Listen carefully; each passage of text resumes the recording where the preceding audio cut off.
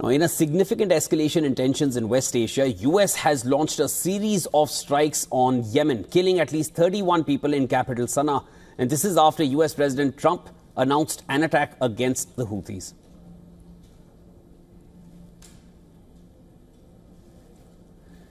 In a post on social media, Trump warned the rebel group that hell will rain down upon them if they did not abandon their campaign in the Red Sea. Trump further said that he will use overwhelming lethal force until the US achieved its objectives. He also hit out at Iran and threatened it to immediately halt support to the group. Defense Secretary of the US, Pete Hegseth, also warned that Houthi attacks on American ships and aircraft will not be tolerated. He also wrote that Iran has been put on notice. Now, the strikes represent the biggest US military operation in West Asia since Trump took office in January. It comes days after the Houthis said they would resume attacks on Israeli vessels in response to the blockage of aid into Gaza. It also comes at a time when US is trying to bring Iran to the negotiating table over its nuclear program. Shortly after Trump's announcement, plumes of black smoke were seen above the Sana'a airport complex, which includes a sprawling military facility. Houthis also reported explosions in the northern province of Sada, a stronghold of the Iran-backed militia.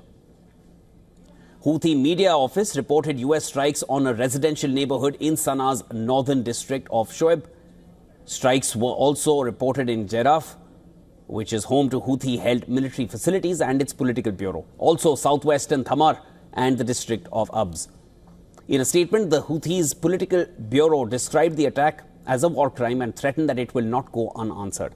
Since November back in 2023, the Houthis have launched more than 100 attacks in solidarity with Palestinians over Israel's war with Hamas in Gaza. It has targeted shipping lanes in the Red Sea, disrupting the global shipping and trade network. Meanwhile, Iran's Foreign Minister Abbas Araghchi has responded to the developments in Yemen. In a post on social media, Araghchi wrote that US government has no authority or business dictating Iranian foreign policy and asked the US to end support for Israeli genocide and stop killing Yemeni people. The White House has shared images of US President Trump watching the strikes against the Houthis. The attacks have raised chances of retaliatory strikes by the Houthis.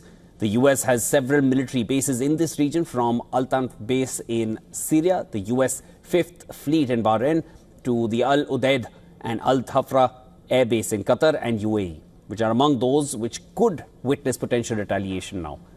While the US attack on Houthi bases may impact its ability to retaliate in the short term, the Iran-backed group has proven resilient in the past. Besides targeting American bases in the region, it could attack the USS Truman Strike Group in the Red Sea, or even launch attacks on key Saudi infrastructure. A Saudi-led coalition had led efforts to dismantle Houthi infrastructure between 2015 and 2022 before they agreed on a truce.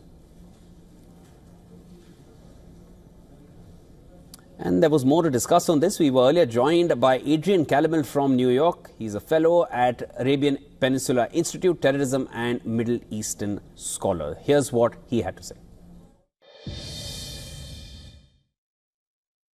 Yeah, I would suspect that the UK would probably get involved as well.